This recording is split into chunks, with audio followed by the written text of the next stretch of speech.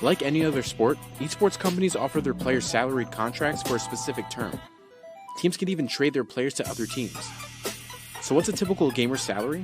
Well, salaries can vary based on what team you're playing on and what esports league you're in. Basically, signing to a team will, generally speaking, the contracts entail, they will pay you salary, generally speaking, and they'll get a small cut. I think the standard is around 15 to 20% of prize winnings. Some teams also do sponsorship deals, so if they have their own individual sponsors, you can get a cut. Do you find so you're talking about these guys talking strategy, and I feel, and I could be wrong, you're the expert, but I feel like that is not always the case in traditional sports. You don't get Tom Brady saying, here's my game plan, right? They want to kind of play that close to the chest. Do you find that there is a large difference between covering traditional sports in terms of especially like what the athletes or what the players give you? Absolutely. There are so many different touch points within esports, which can be very different than traditional sports. Like if you're covering the NFL and what's going on during football season, it's pretty difficult for fans to be able to go up to their favorite players, have a discussion, and so there's so many more touch points, not only for fans and how these athletes are able to engage with fans, but also from a brand perspective, from a media perspective, because it's such a much more accessible sport and way that fans can engage. And so I think that was one of the most interesting parts about Fortnite World Cup and the content that was created around it. That's the real difference to me in how we would cover football season or the World Series. Rather than a very large esports World Cup event. What for you as somebody who covers, you work for a place that covers music and pop, everything, what's the challenge of esports? Maybe what's the hardest part of creating content that me, the user or fan, wants to engage with? I think the most challenging part is that we're still, the main type of content that's being created right now around esports is watching streamers play. And of course there's a very interesting culture that's been created around influencers and how that's utilized, and that's exciting to some extent, but the raw talent is really also going to be the meat of it and is the meat of it. And so I think we're going to get to a place where most of the content that's created might not necessarily just be watching the game itself. Streamers play the game. I think we're going to start to see a lot more content that's being created about those really incredible professional athletes themselves. And because there are such closer touch points to how you can engage with them, that from a brand perspective is so exciting. And I think we're just going to see a lot more of that type of content, taking a look under the hood and really understanding these streamers' life stories. The difference between these kids and, say, Tiger Woods, yeah, is that these kids are 14, they're 13, they're 15, and they're not media trained, and this activity probably, especially Fortnite, is still relatively new. Yeah. Maybe 2 years ago, their parents were saying no, and now they're winning $3 million doing it. Right. How does this change how you guys cover, or does it change how you guys cover it? The fact that so much, I think the average age at the Fortnite World Cup is 17. Right. Right? And even then you've got kids that are 14, and you can tell that the bright lights are a little intimidating to them. How does that affect how you guys cover it? I think it doesn't necessarily affect the way that we cover it. It just makes it even more important to us that we're providing an environment for older people to have to understand this content in a relatable way. Mm-hmm. I think that people are so afraid of especially parents, like adopting and loving this lifestyle, because it is a lifestyle, the same way that people put their kids in pageants and right. put their kids in soccer and golf really early, and there's stage parents that are created from that. And I feel that it's the concern shouldn't necessarily be hey, is my kid going to contribute to society if I let them play games? Right. I think the concern and the shift that we'll start to see is how do we make sure that parents aren't getting out of control and using this as another medium to live out their dreams and to become stage parents and so forth. And so I think actually, if anything, that's what we should be concerned about, not kids, not being able to contribute to. I think it's so interesting that parents are having so many feelings and feeling threatened now that they see a 16-year-old kid won $3 million, which is, by the way, more than Tiger Woods won in his last Masters victory.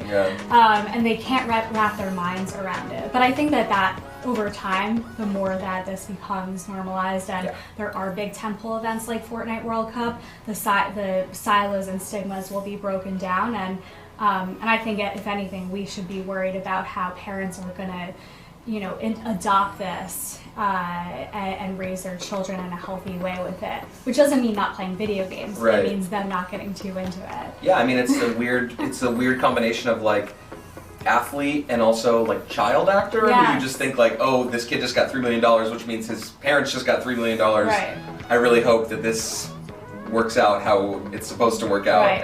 Exactly.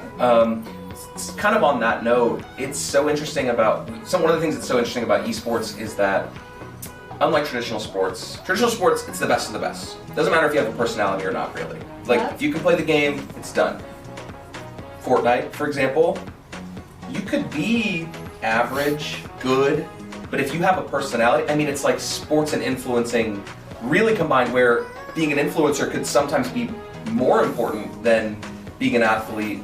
I don't know, is that something that you guys are sort of covering as well, as this idea of like super talented versus also just like super compelling, and they're not always the same like they are in traditional sports? Absolutely. I feel like that's one of the exciting parts of our job as a platform, is to shine a different light on different perspectives of the sport and of the world. And we have so many influencers that are on YouTube, that are on all different platforms, and they get so much traffic and attention, and so it's super interesting to see that the two worlds are married together, where there are serious athletes who are very young, but who are also getting this fandom and starting to develop these profiles, and that's why it's so important for us to cover them and their story and the lifestyle content behind them. Robert Morris University, Illinois was the first university to create a varsity esports team in America.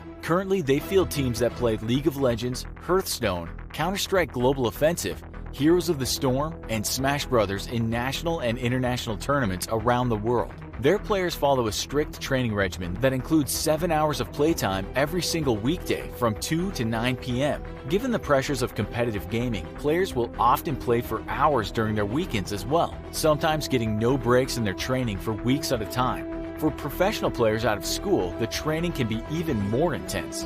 Optic Gaming, one of the world's best esports teams based out of the Chicago area, puts its players through a brutal and strenuous regimen that includes both actual playtime and social media outreach, critical to the success of any e-athlete. I guess, at what point in your life did you think like, wow, could be my career? Like I could be a gamer and play video games and that's how I make my income? Like at what point did that set in for you as like a possibility? I would say for me, it like didn't really set in until like I actually got like the contract from Tempo Storm. I mean, I was like pursuing it full time, but that was only because I had already had like a previous offer, so I deferred school, like deferred college for 1 year. So I was like taking the chance that like I would be able to like pursue it as like a, like a career or whatever. But until we got like the contract from like Tempo Storm, then I guess, I don't know, it didn't really feel possible, I guess, until then. I'm not sure. Obviously, Fortnite was not your first game. We talked about this. What do you think makes Fortnite so popular? Like literally, I'm interested to know, just because like as a person who's been gaming since like the original NES, not to date myself too hard, like it's honestly amazing to see its growth and its consistent, like it has not, I know that when Fortnite first came out, I was one of the people that was like, this this battle royale thing is not going to stick around. Like, and obviously I'm eating my words now. What do you think makes it so popular, so great? Definitely the constant updates they do to the game. They definitely keep the game fresh. Like each new season, the map changes or they add something big, and you know that just gets everyone back to it, even if it's just for a little bit. And then during that season, they still roll out patches and new things to add to the game, like the monster event that was just like last week. Like that was awesome. That was huge. And also, I think the emotes and the dances really add to like a social thing to it. So I think that's also why. Cool. You guys are professional gamers. What makes you want to be a professional gamer? Like, is this something that you want to be the rest of your life? And if so, why or why not? Oh, I mean, as long as I'm playing games, I would always want to be good and like be competitive at them. That's what got me into it in the first place, was like the drive to just be better than other people. And like, I don't know, especially like seeing like a leaderboard or something, like a ranked leaderboard, and just seeing you climb and being at the top of like everyone else, like it's a good feeling. It feels satisfying knowing you're better than so many other people. Sure. Yeah. Yeah, I mean, I kind of agree. My competitive drive is definitely what's fueling me right now. As long as like a long-term career goes, I would say just like streaming to people, like making people's days, and then like also providing some sort of competitive side to that, so they can see like how like, you know, the pros play the game and stuff like that. I think that'd be really cool. I definitely need to start streaming more, but I think that's what my plan is for career-wise.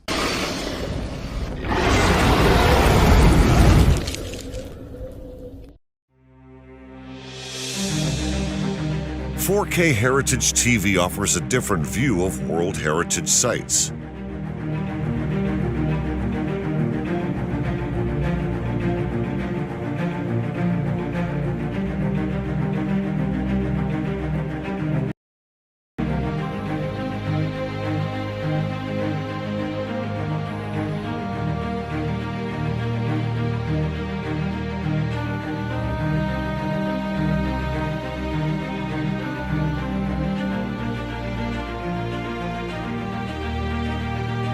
"4K Heritage TV" featuring original native 4K HDR content.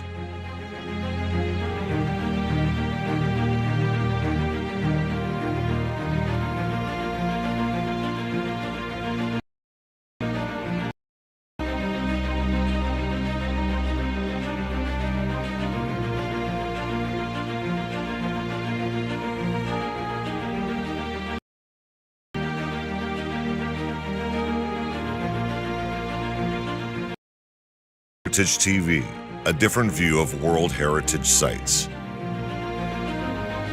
Трясти с доверчивых жителей Омска сотни тысяч рублей. Среди пострадавших большинство пенсионеры. Я думала, это, то всем ставят. И это лишь одна из сотен подобных историй. Режим самоизоляции мог бы стать настоящей золотой жилой для подобных дельцов. И без того напуганные люди сидят в домах. Многие испытывают дефицит общения. Все условия для если бы не одно «но». На время карантина поверка счетчиков была отменена. Изначально это было сделано для того, чтобы избежать риска распространения болезни. Но побочный эффект тоже играет на руку владельцам квартир. Важная деталь. Если вы пропустили сроки поверки счетчиков, то паниковать не стоит. Просто продолжайте передавать показания приборов учета. Показания такого прибора учета должны принимать снабжающими компаниями, если он в собственности у физического лица. Провести поверку можно будет в начале следующего года. При этом бояться каких-либо перерасчетов не стоит. Но есть, конечно, и некоторые